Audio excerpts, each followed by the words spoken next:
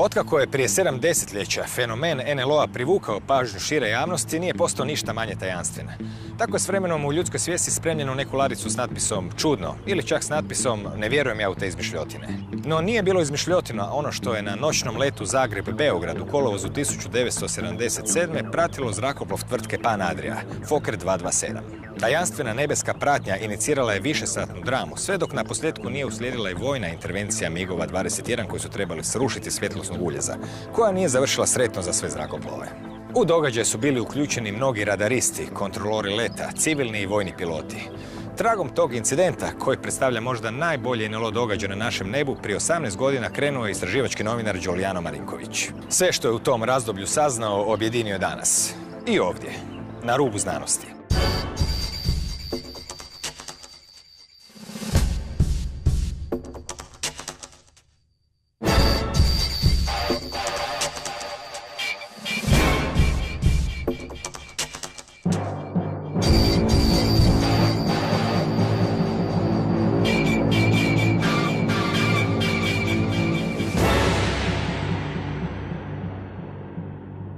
Dobro večer.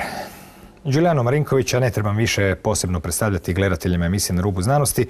On je bio naš kućni stručnjak za NLO-e. Naravno i dugogodišnji također novinar u istoj emisiji ovoj. Međutim, danas se bavimo onim što jest vaša domena već 18 godina, istraživanja jedne materije koja je u isto vrijeme jako atraktivna, a koja se želi pristupiti ozbiljno, onda postaje, kao i svaka druga, zahtjeva disciplinu, marljivost i uspoređivanje podataka, statistiku i sve ono čime su zapravo udareni temelji još davno u vrijeme Alana Hyneka i drugih koji su udarili temelje nekakvom znanstvenom pristupu istraživanja tih neobičnih pojava na nebu. Danas ćemo se baviti možda najdramatičnijim događajem u povijesti jugoslavenskog zrakoplovstva, jer uglavnom slučaje kojima se bavimo od prvih 70-ih, ređe iz 80-ih godina. Taj slučaj je s nama negdje već 10-ak godina. Kada ste prvi put čuli za njega, koji je to slučaj? To je incident Pan Adrije. Slučaj koji je meni osobno najfascinantniji slučaj do kojeg sam ikad s domaćih prostora imao prigode saznati za njega.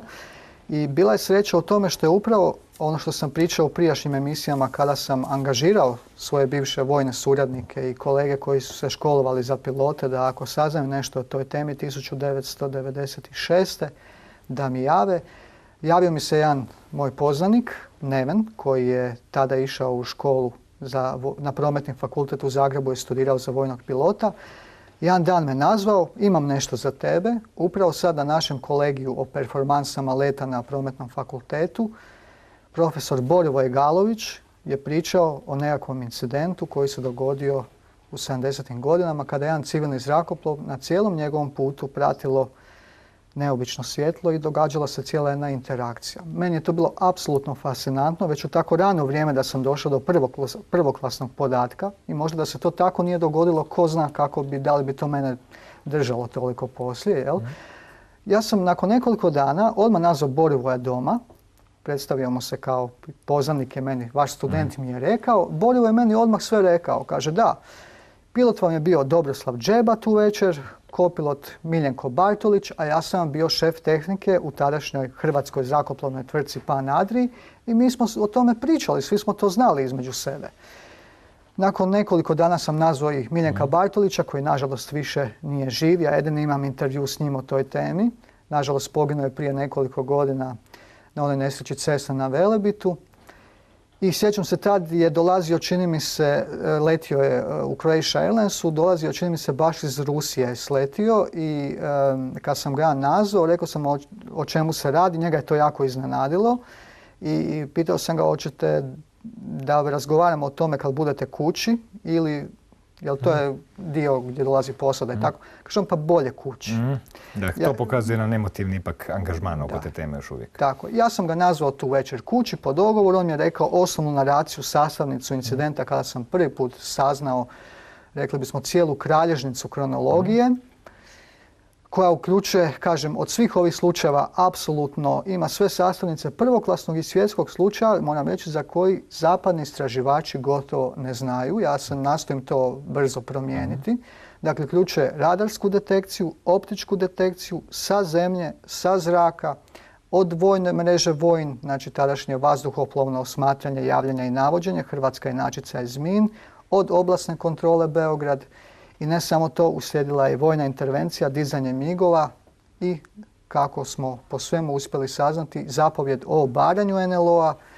I kažem, ovo je potpuno u novoj perspektivi, jer smo gotovo 10 sudionika ovog slučaja rekonstruirali, koji su istupili i gdje se izuzetno duboko detalji su sada, znači, su se pronašli. Pa sad ćemo ući u te detalje i pogledati slučaj iz svih kuteva. Naime, u kolovozu 1977. godine pilot Dobroslav Džeba i mehaničar leta Stanko Naletilić bili su očevici izuzetnog incidenta na letu Pan Adria od Zagreba do Titograda i, kao što smo čuli o tom izuzetnom slučaju, do danas je stupilo gotovo 10 sudionika.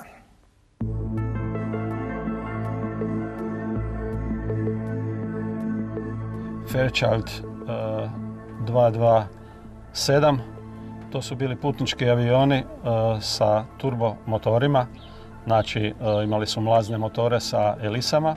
Avioni su imali 56 sjedišta, 2 pilota su bila, znači kapetan i kopilot. Bila je redovna linija koju je Pan Adria u to vrijeme održavala, Zagreb, Beograd, Titograd. Bila je miješano pošta i štampa i putnici. U ljeto je kolovoz 1977. godine. Poletili smo normalno sa, mislim da je bilo 50-ak putnika iz Zagreba za Beograd. Normalna bila ljetna, ugodna noć i onda smo dobili dozvolu od kontrole beogradske da produžimo let za Surčin, za beogradski aerodrom civilni. I negdje oko Sremske Mitrovice smo počeli ponirati. U momentu kad smo krenuli, kad smo napustili naš nivo na kojem smo letili do tada, onda smo primijetili jedno svjetlo, crveno, jako intenzivno, sa lijeve strane. Fakat, nekakvo svjetlo je bilo, ne?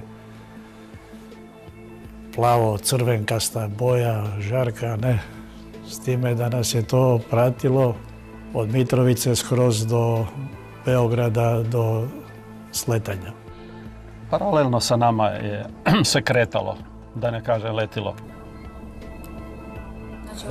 Sad ovdje je nešto bilo iznad, recimo, ne. Znači nije bilo čisti krug, ne.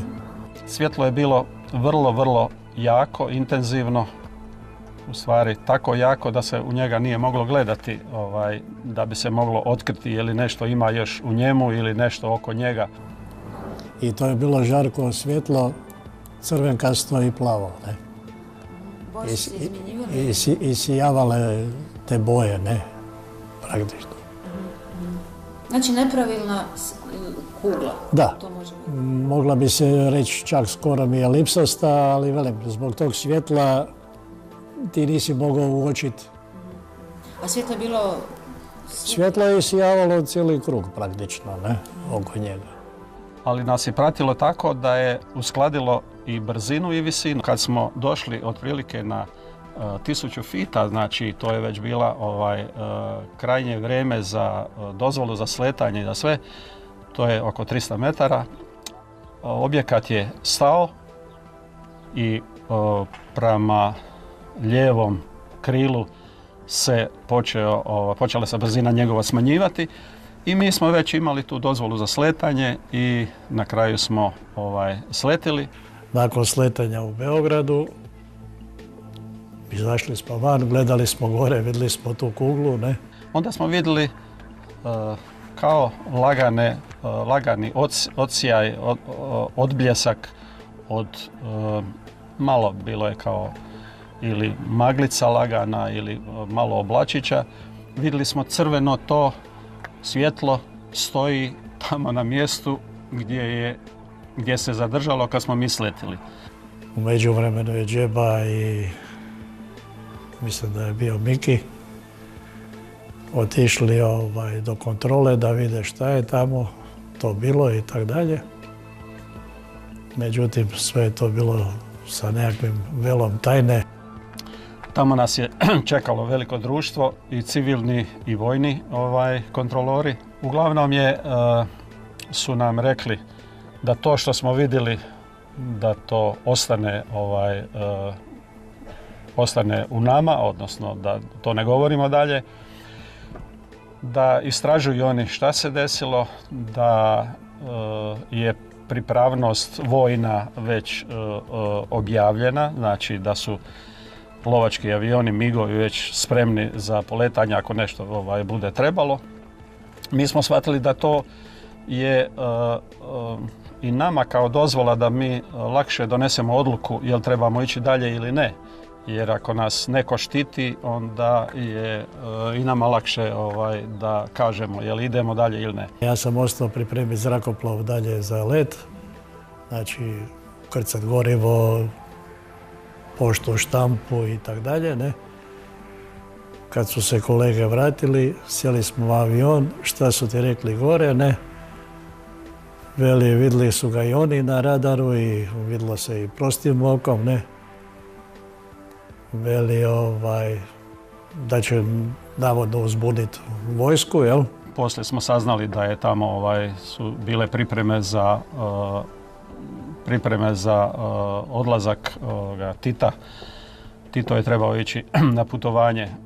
Saznali smo da je to bila, ne znam, Rusija, Kina, Koreja i tako. Najprije smo se konzultirali, nas trojica pilota, šta da radimo. Donijeli smo odluku da idemo dalje letiti. 1 do 2 minute poslije poletanja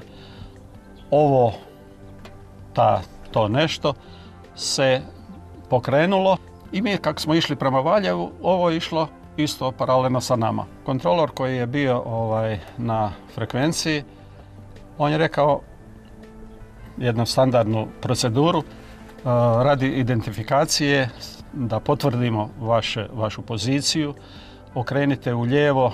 Kontrolor nas je zamolio ako bi htjeli okrenuti avion prema tom predmetu, ne? U momentu kad smo okrenuli, točno smo naciljali taj crveni objekat, ne? Kad smo se stabilizirali u tom smjeru prema tom objektu, objekat je odjednom povećao brzinu. I to povećao je brzinu, poslije su nam rekli kontrolori da je od mirovanja dostigao otprilike 7 puta brzinu zvuka. Kako smo mi krenuli prema njemu, tako je on krenuo prema nama. A inače je bilo u fazi mirovanja.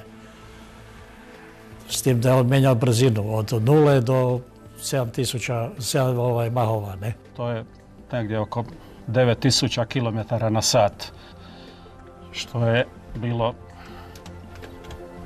nepoznato za sve objekte leteće. Dakle, ste vi na radaru tad, odnosno imali na radaru? Mi smo imali na radaru isto očitanje, taj radar je više meteorološki, ne? Ovo je taj blip objekta koji je standardan, koji je normalan, ne? Znači mi kad letimo i kad imamo u čelo iz suprotnog smjera kad dolazi neki avion, onda imamo ovisno o veličini njegovoj i o masi, ne? A ovo je bilo otprilike ovako. Tako da smo imali lijepi odraz na radaru, što je isto potvrdilo naše sumnje, ne? Po našem kasnijem računanju, po ovome, jer mi imali smo tablice koje mogu izračunavati na osnovu tog radarskog odraza, mogu izračunavati visinu i veličinu. Po nama je to ispalo da je bilo najmanje 150 metara, da je to bilo veliko. Okrenite vi natrag prema Valjevu, veli ovo se počelo kretati prema vama, ide prema vama. Počeli smo okretati, on je onda počeo vikati, počeo je dizati tenziju glasa. Okreći, jer je primijetio da taj objekat prema nama ide velikom brzinom. Uzbuđenje odmah nahrlili su svi u kokpit od stjuardese, čak bili su kao putnici ljudi iz aerokluba Titograd. U momentu kad smo mi počeli okretati, objekat je se zaustavio i vratio se nazad. Po daljnjoj priči kontrolora, on je otišao nazad prema Batajnici. Znači, mi mu više nismo očito bili interesantni. Drugu večer kad smo se mi vratili iz Titograda, opet smo, pošto je sve noćni let, opet smo sletili na večer, opet su me dočekali ovi druga smjena je bila vojnih i civilnih kontrolora. On je rekao da pod prijetnjom sigurnosti mene i moje obitelji da nikada ne smijem nikome o tome pričati.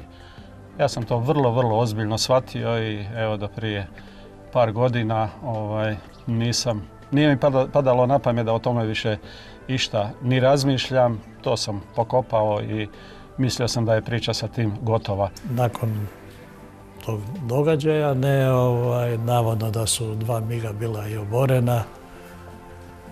Sad, sve je to zakulisano bilo, vojska nije davala nikakve informacije.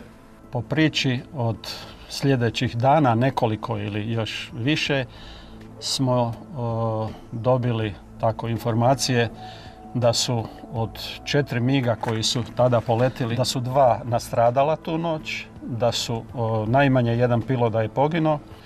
Od ozgo do dole, od generala svih u vojsci koji su, čuo sam, bili su ljuti zašto to, kako im je to pobjeglo. Poslije nas je intrigiralo šta bi se desilo da smo tu na Valjevu produžili dalje.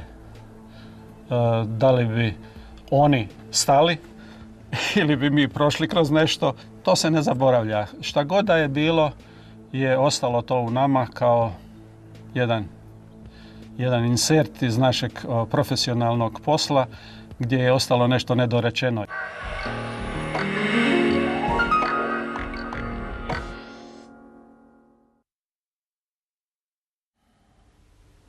Ovaj slučaj, koliko god bio bogat detaljima, pokazuje koliko je često krhko ljudsko sjećanje po pitanju preciznih datuma. Je li nešto bilo u jesen, u proljeće, ovaj datum, ovaj mjesec. Svi su se naravno sjećali detalja slučaja, ali točan datum često puta nije bio dostupan. Na kraju ipak je bilo moguće odrediti datum. Koji su to bili zapravo problemi vezani uz određivanje nečeg takvog dosta egzaktnog kao što je let zrakoplova? Da, to je bila velika patnja. Velika patnja naći taj datum i ja sam revidirao nekoliko puta te datume i uvijek pokušavao ga uhvatiti i reći ću zašto. Naravno, prošlo je skoro 40 godina od tog slučaja i ne možete očekivati od ljudi da se baš čekaju, da se baš sjećaju apsolutno svih detalja od detalja. Međutim, bila je informacija, pa čak i od više očevidaca, kao jedan značajan orijentir, da je taj dan kada se dogodio taj slučaj, Tito išao na službeni put u Kubu.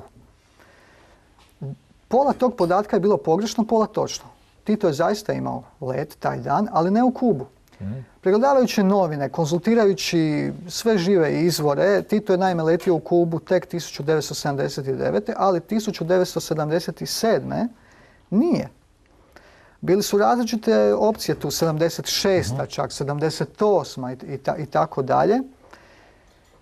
I ja sam, pregledavajući novine, znao da je 77. Tito išao u stvari na vezanu turneju Rusija, Sjeverna Koreja i Kina. I tek mi je u tome dodatno pomogao jedan djelatnik vojna, upravo koji je tu večer zaista bio tad u službi i pratio je cijeli let s njihove vojne strane radarske. I on mi rasvijetlio ja mu se još jedan put zahvaljujem, zaista to je značajno pomoglo i pregledavajući novine sad možemo točno vidjeti kad je Tito odletio s Batanice. U 9 sati, do 12 sati je trajao let do Rusije i to je konačno označilo da znamo, to je 16. kolovoz 1977. oko 1 sat poslije ponoći, rano ujutro. Tito je odletio u 9 ujutro. Taj orijentir je riješio taj problem. No, svjedočanstvo Zlatka Vereša je odvelo slučaj na jednu drugu razinu. Ta snimka je gotovo bila potpuno izgubljena. Ko je taj čovjek, zbog čega je nova razina slučaja se tu pojavila? Da, moram reći da kad sam ja saznao za Zlatka Vereša, bivši načelnik kontrole leta za cijelu Jugoslaviju. Znači tu sad već govorimo o jednoj novoj razini. Jer kad sam ja saznao za njegovo svjedočanstvo, kad su njega u 1 sat poslije ponoći probudili iz njegovog stana, da on mora doći u oblasnu kontrolu u Beograd, on je tad uzeo svog pomoćnika i oni su morali doći zbog te situacije Pan Adrije tamo u kontrolu leta. I moram reći da kad sam otkrio Zlatka, to je mene dodatno potaknulo da nakon svih tolikih godina još uložim dodatne napore i dalje počnem udarati po tom slučaju, jer vidio sam da se zaista počelo klupko razmotavati. Znači, on je iz svoje te visoke perspektive, znači iz kontrole leta, razotkrio što se događalo u kontroli, potvrdio je znači kompletnu priču Dobroslava Džebe, sad imamo i mehaničara leta, vidjeli smo Stankana Letilića, i mreža se počela sad raspetljavati. Dobro. Eto, kad je dakle u 2 sata ujutro zazvonio telefon u stanu načelnika kontrole leta bivše Jugoslavije, to je jedino moglo znači da je riječ o nečem vrlo ozbiljnom. Biti na čelu kontrole leta, naravno, bivše Jugoslavije nije bio lak posao, pogotovo kad se susrećete s nečim što nije u opisu radnog mjesta.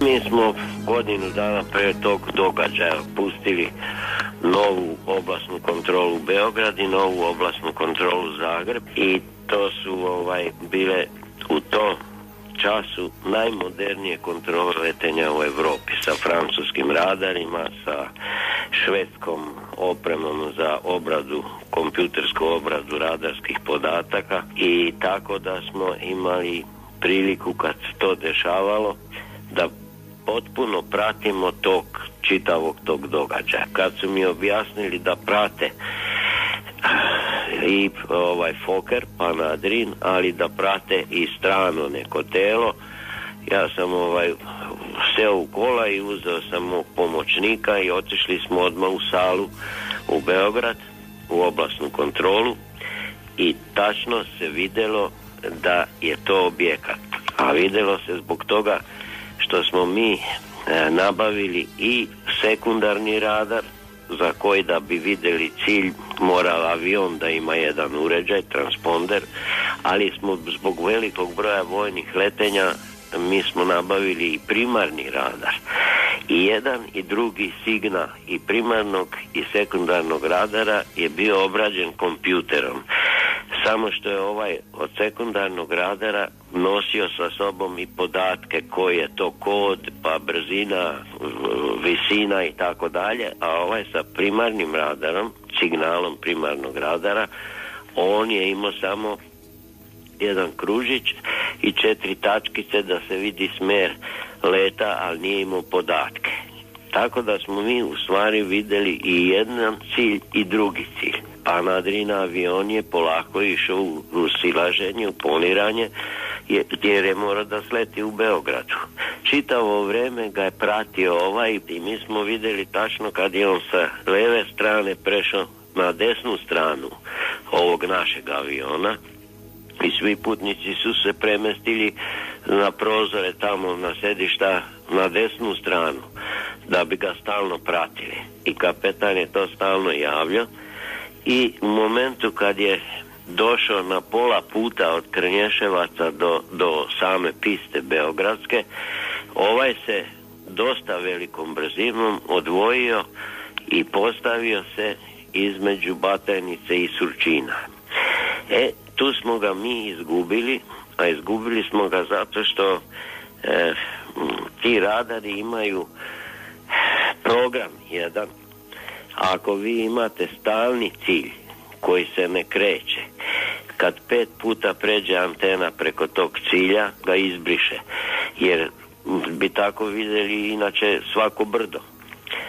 Da bi to ne bi dešavalo, pa da ne bi taj ekran bio sav pokriven sa stalnim odrazima, onda je to radar brisao. Pa sad kad se postavio između Surčina i stajao je između Surčina i Batajnice, onda je i njega radar zbrisao, i naš radar i vojni radar. Tako da mi smo imali stalnu vezu sa oficirom za navođenjem, jer su oni isto ga vidjeli cijelo vrijeme. Sad kad je on stao ovdje, mi smo izišli na balkon, on je stajao u oblacima, ali je to bilo izuzetno jarko svetlo i tačno smo vidjeli gdje stoji. Kad je poleteo Fokker, onda je na moj užas jedan naš šef s mene koji je seo da bi vodio avion, on počeo se kretati za ovim avionom koji je išao dole na jug prema Skopju.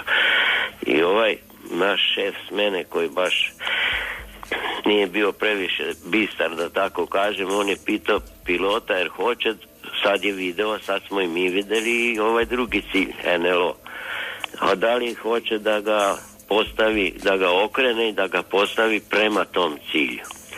I međutim pristao je kapetan i on je dobio naređenje za novi kurs i išao je, sad je krenuo da leti prema ovome NLO.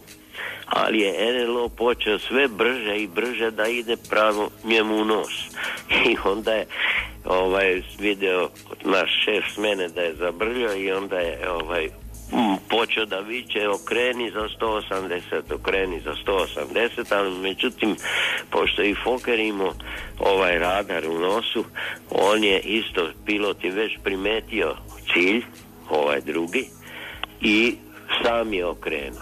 Čim su migovi poleteli, pošto je on bio blizu Batanice, migovi nisu mogli vertikalno da spopnu, morali otići u zaokret. I njega je izgubio u tom momentu ovaj oficir za navođenje. Ali su migovi vidjeli svetlo u oblaku kao što smo i mi vidjeli. I tu su prošli, ali nisu mogli tačno odrediti visinu njegovu i oni su prošli ispod cilja, jer ostao im je svetlo iznad glave i tu su izgubili radio vezu. Počelo je krkljanje, izgubili se radio vezu sa ovim oficirom za navođenje. Mi imamo toliko malo još istorije da mogu slobodno da kažem da neko mora još da postoji. Znate da je ovo golim okom sve posmatrano. Ja se ne bi uplitao u takve zaključke da neko još postoji, ali ovo je tehnika, super moderna tehnika bila koja nam je čitavo vrijeme pokazivala ta NLO. Vojska je na kraju napravila svoju komisiju, mi nismo iz civila učestvovali u radu. Objašnjenje je bilo da se radi o meteorološkom balonu. Ja ne znam da neki balon može sa 500-600 km da vrati na avion. Tog dana su piloti bili jako uzbuđeni dan nakon, ne? A i neki tehničari na zemlji, tako da ja sam kao klinac koji je tada obavljao praksu, nisam znao čemu se radi i bojao sam se u stvari pitati što je, ne? Ali sam zapamtio da se nešto važno dogodilo i kasnije kad sam ja krenuo na višu zrakoplovnu školu i kad sam krenuo letjeti, ne, onda sam čuo te nekakve komentare koji su se odnosili na Pan Adria, ne, slučaj Pan Adria, ne, i svi su o tome šutjeli i nisu baš htjeli puno pričati. Ne. Kasnije sam u kontaktima sa Zlatkom Verešom shvatio da je priča vrlo ozbiljna, da su uključeni ljudi koji imaju itekakav renome u zrakoplovnoj zajednici, odnosno u stručnim krugovima. I onda sam saznao za konkretne detalje od njega, što je, naravno, moram reći, za mene je to jedna činjenica da se nešto ozbiljno dogodilo, čim o tome svjedoče ljudi koji su zbilja vrlo ugledni u stručnim i u zrakoplovnim krugovima. Da li je svjedočanstvo određenog broja, i to sve većeg broja ljudi, dovoljno da shvatimo da nešto postoji na nebu, nešto što nije ovog porijekla, nije porijekla zemaljske tehnologije, ja ne kažem da su to vanzemaljci, ali definitivno nešto postoji što mi ne možemo objasniti po kojim zakonima fizike to u stvari i leti na nebu.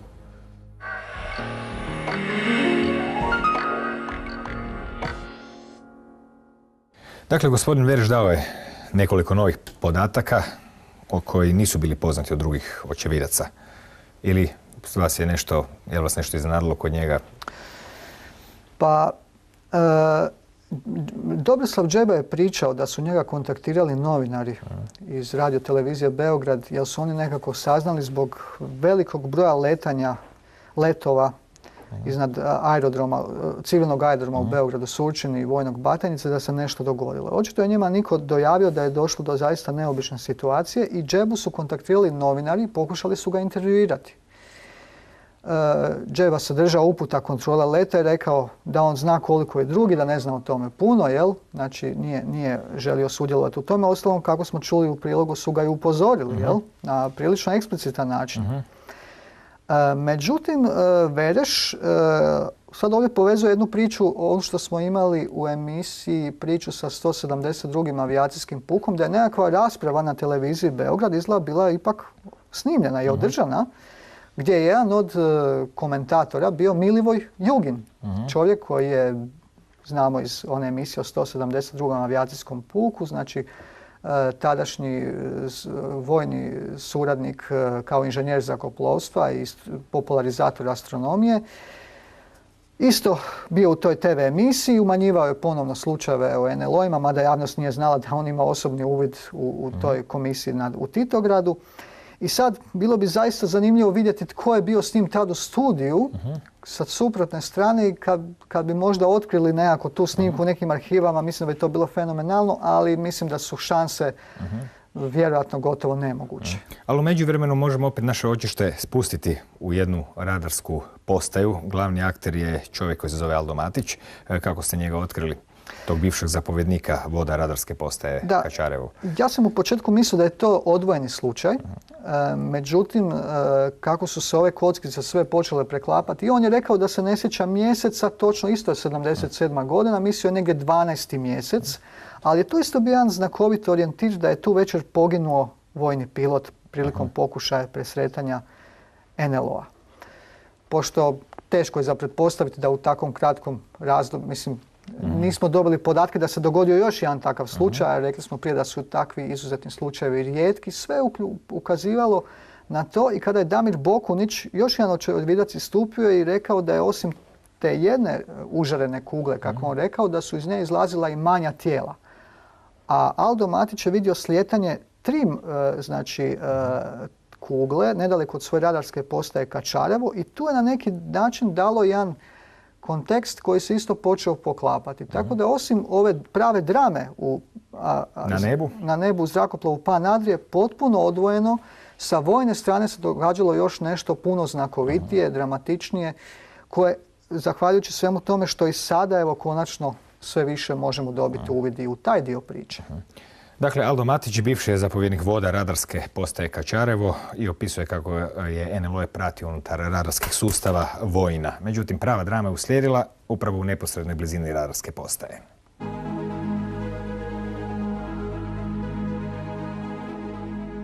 Tada sam bio mlad časnik tadašnjeg Jugoslavijskog ratnog zrakoplovstva i bio sam komandir voda u toj radarskoj jedinici koja se nalazila blizu Beograda, kod Pančeva, selo Kačarevo. Prvo smo uočili objekat na radarskim ekranima, na većem radaru, poslije toga na manjem. Nakon toga mu se izmjerila visina, brzina i dobio je, pošto nije bio klasificiran po nijednom od klasifikacijskih oznaka, znači naziv N, nepoznat, neprijateljski, i u skladu sa procedurom praćen.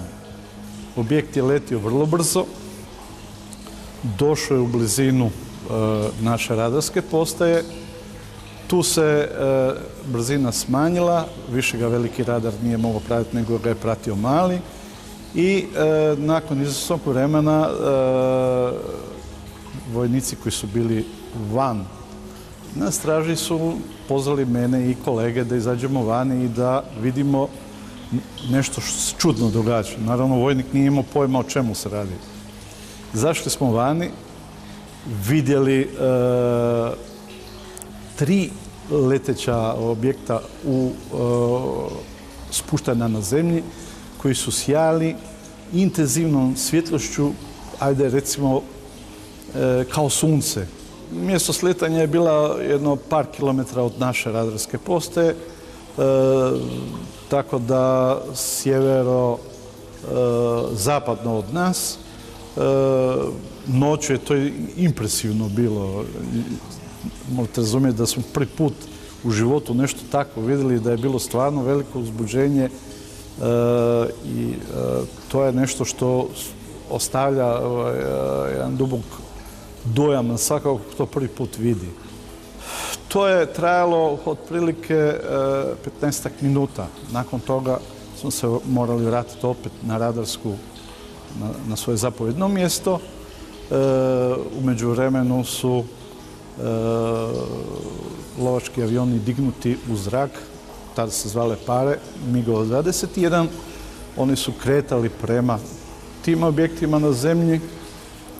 Mi smo kao radarska postaja ih navodili na taj cilj. U tom momentu kad su došli relativno blizu tim objektima na zemlji, objekti su se dignuli, počeli su letiti iz pravca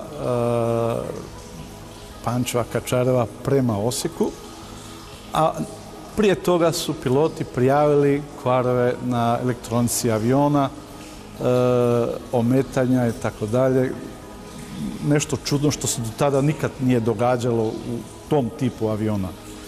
Oni su krenuli u potragu za tim letećim objektima, međutim, brzina od 10 maha koju su ti leteći objekti imali je bila u ono doba, a mislim da je danas nedostižna za bilo koji zrakoplov danas u upotrebi u bilo kojoj vojsci. Negdje iznad Osijeka iz horizontalnog leta velike brzine prešli su naglo u vertikalni. Vestinski radar je pratio do 80 km. Nakon toga objekt je nestao u svemiru. Tada nisam znao, nego sam tek krajem 90-ih doznao da je još jedna para išla u presretanje i da je ta druga para, jedan od tih zrakoplova nastradao i pilot poginuo. Ja nemam direktne informacije o tome, a mi kao ta postrojba nismo učestvovali u tome, tako da nije bilo bezazleno, jer sama potjera sa naše strane je bila neuspješna. Razlog je ogromna razlika u brzini između tadašnjih zrakoplova i tehnologije koje smo imali i onoga što smo sreli. Zapovjednik tadašnji, moj, je naredio da se cijeli materijal praćenja zapečati. Morao sam ga odnijeti u zapovjedništvo, potpisati izjavu o čuvanju tajnosti i više ne razgovarati o tome.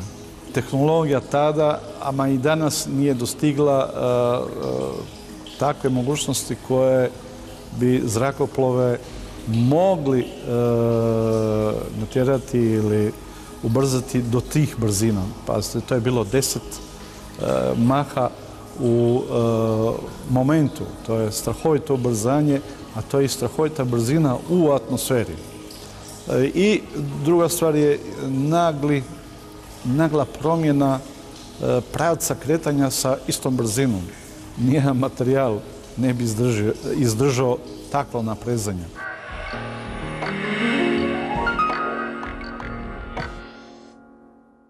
Kakve iskustva je imao sugovornik iz priloga Aldo Matić po pitanju svih tih, s obzirom da on je dosta često pričao te svoje doživljaje, pa su ljudi naravno i reagirali, pitali ga, neki su bili skeptični, neki su bili zainteresirani. Kakve su bile reakcije? Da, pa kad tako nešto doživite, ja pretpostavljam, jel nikad tako nešto nisam doživio, što mislim da je možda i bolje u praćenju ove teme.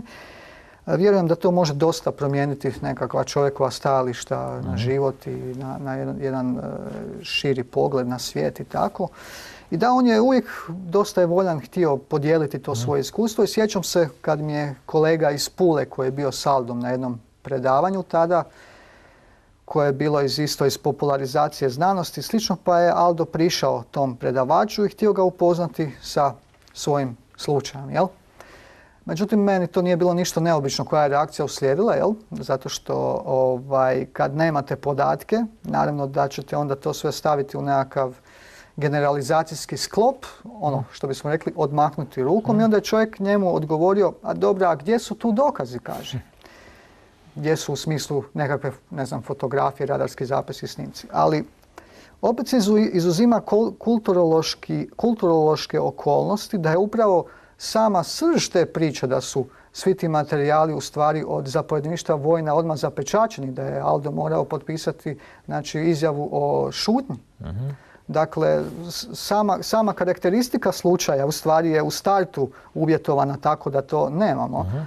Ali kažem, i to je znači, uvijek na taj način nekakav slučajni sugovornik nešto vam prođe, zaustavi vas, vi ćete to, ako nemate podatke, i tako je to nažalost, s takvim ignoriranjem završilo, ali vjerujem da ni taj sugovornik nije ni mogao ni slutiti da će Aldovu priču potvrditi toliki broj sudionika. Jeste li kontaktirali neke kolege koje su radile sa Aldom Matićem, s obzirom da nije on naravno u takvim mjestima bio sam? Makar moram reći da inače u zbirci pisama koje imam od gledatelja često puta ima događaja vezanih uz vojsku. Nije jedanput se dogodilo da protuzrakoplovne posade ne znam ili bi pucali na nešto ili ne bi što lebdi, leti i dosta komešanja nastupi na tlu, baš kao i u ovom slučaju. Jeste li kontaktirali znači neki kolege iz tog vojna, to je radarski sustav? Da, jesam. Kontaktirao sam i htio sam čisto malo preispitati kako će reagirati možda i na sam taj slučaj i na njihova sjećanja sa svojim kolegom. Nažalost, sudionik kolega koji je s Aldom izišao na površinu da vidi to slijetanje, što smo čuli u prilogu, više nažalost nije živ. Ali su tu bili Aldovi zapovjednici.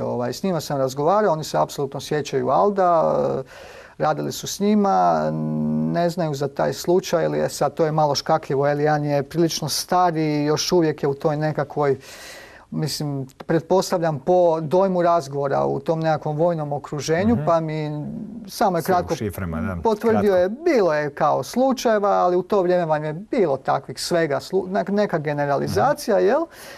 Drugi tad nije više bio u tom razdoblju na Kačarevu, ali se jako lijepo sjeća Alda i rekao mi je da ga pozdravim, tako da u tom smislu mislim da, evo, zahvalio bi se zaista Aldu što je istupio sa tom svojom važnom pričom. Dobro, eto, nakon jednog davnog priloga ili intervjua sa Dobroslavom Dževom, kojeg smo gledali u ponovnoj snimci koju ste nedavno napravili, pismom se javio, rukom pisanom, jedan čovjek koji je rekao, pa ja sam bio tamo, ja sam dolje gledao to, ovo je bilo ono, je na polju avion i slično.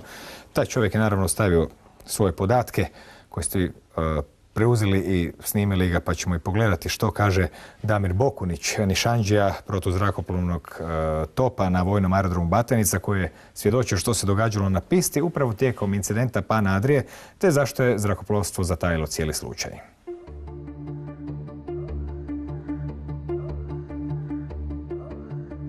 Vojsku sam služio u Beogradu na glavnom aerodromu u bivšoj Jugoslaviji 1977. godine. Bili smo u daljini oko 50 metara do poljetno-sljetne staze kad smo uočili naš jedan putnički zrakoplov, kako ga jedno jako veliko svjetlo veličine sunca ili mjeseca na noćnom nebu prati uz lijevi bok njegov. Ali malo je, to svjetlo je malo zaostajalo iza aviona, jer su se obrisi aviona vidjeli. Pratilo je avion cijelo vrijeme i onda smo primijetili da je avion počeo ponirati, spuštajući se prema cijelom aerodromu Surčinu, i počela je, oko tog svjetla se pojavila jedna devijacija, postalo je nepravilno, kao da ključa. Iz njega su 3 manja svjetla izašla, 2 su se jako dobro vidjela i radili su jedan spiralni let prije nego što su se udaljili u različitim pravcima, a 3. manje svjetlo je krenulo natrag prema zapadu, recimo u smjeru Zagreba. Toga dana smo išli 2 sata ranije u patrolu jer smo dobili obavještenje da će Tito putovati. I to nebesko tijelo je stajalo na visini od prilike par sto metara, jako dobro smo ga mogli vidjeti. Cijelo vrijeme sam ja pratio to 40 minuta. Nas je bilo 8 jer je smjena bila dupla zbog tog dana. Proglašena je uzbuna, počeli su se puniti migovi.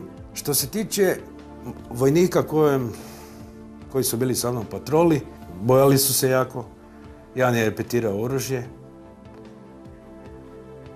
Jedan nije mogao govoriti. Oni su se bojali da će izbiti rat i to. uzmjena je vrijedila i za cijelu Beogradsku vojnu oblast. I ja sam jasno čuo kada je jedan od pilota rekao da ne želi ljetiti, da je njega smjena gotova.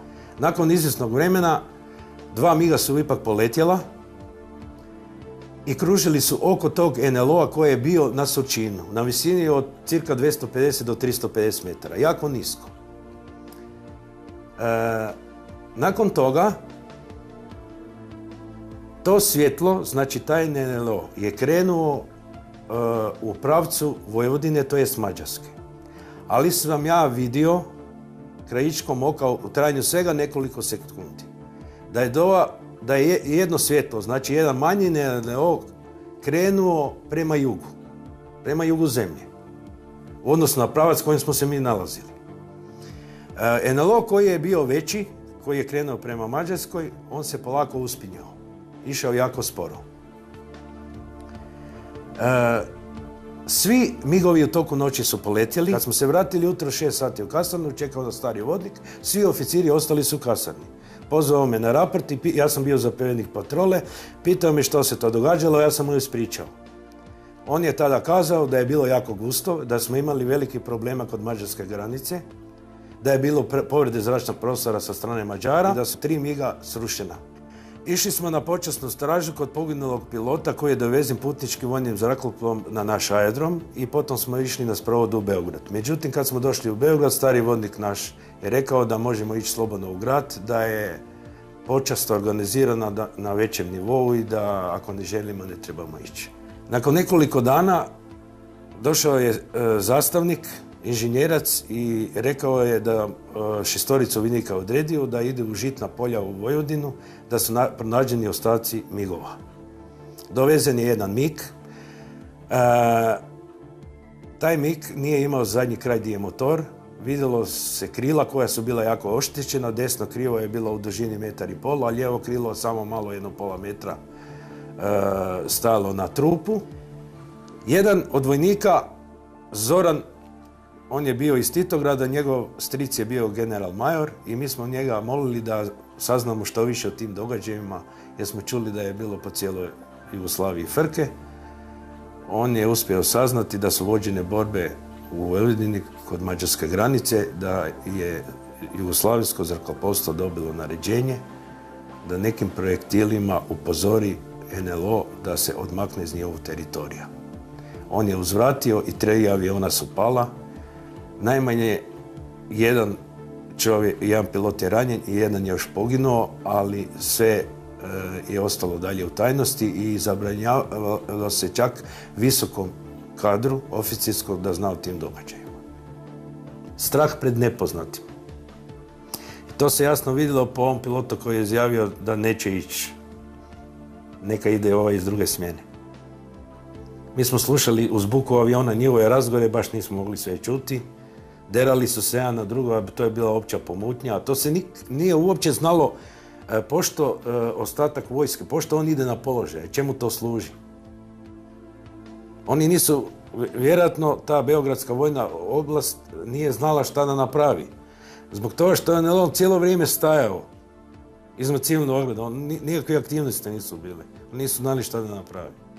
To je veliko jedno nesnalaženje.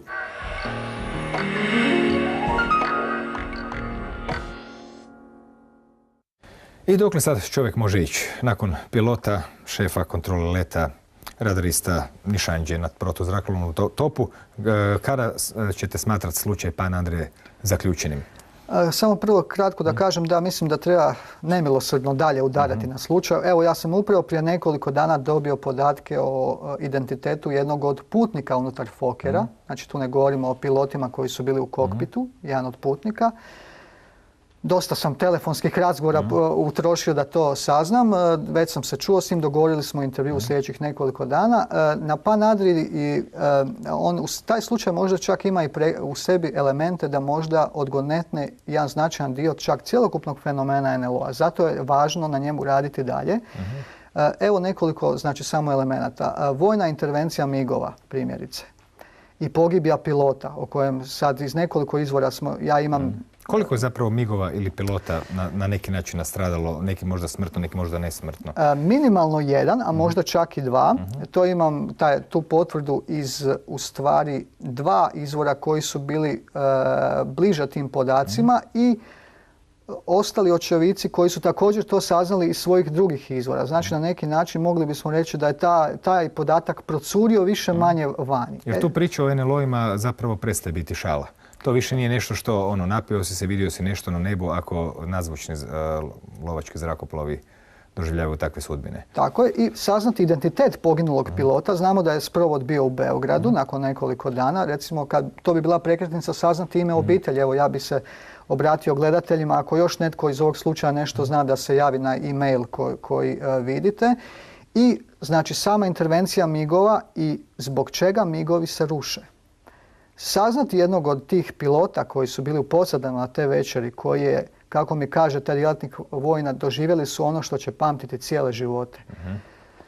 Na koji način dolazi do rušenja? Da li zbog samih hitne situacije i izuzetno velike količine letenja ili do nekakve reakcije NLO? Opet je zanimljivo kod onog krila kako je skoro iščupano bilo na neki način. O čemu Bokunić govori. I taj detalj, kada bismo došli do toga, saznali bismo konačno i prirodu toga. Da li je nešto iz toga izišlo, da li je bio nekakav manevar ili je pilot zbog nešto... Ili su se preforsirali na neki način. Upravo. Ali razlučiti taj segment, mislim da konačno nam približava taj fenomen pravo u lice. Barima malo. Da. U svakom slučaju, Giuliano, hvala vam do neke sljedeće prilike kad ćemo se opet družiti po pitanju NLO-a. Kažem vam samo ne zbogom, nego doviđenja. Hvala lijepo. Hvala i vama na pažnji. Bilo je ovo nakon 10 godina puno detaljnije obrađena priča o incidentu Pan Adrije. To je nešto što se zbivalo tu negdje iznad naših glava i slučaj koji možda zaslužuje da bude i u analima svjetske ufologije. Ali eto, ne može to nitko napraviti izvana. Za nas moramo mi. Ako nećemo mi, onda će Giuliano. U svakom slučaju, do sljedeće emisije, laku noć.